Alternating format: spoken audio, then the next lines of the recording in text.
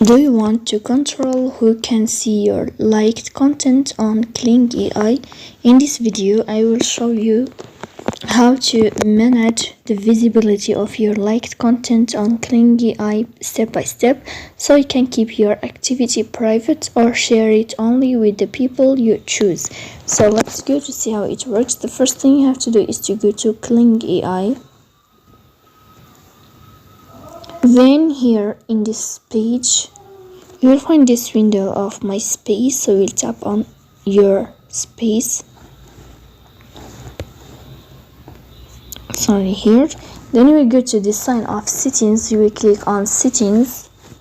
After that, you will enter to privacy settings, and then here we'll choose, or you have choices to choose whether you want public or private. You can choose, for example, private to only visible to yourself, as you see here. So that's it. If you are enjoying watching this video, and if this video is helpful for you, don't forget to support us by like and subscribe. See you next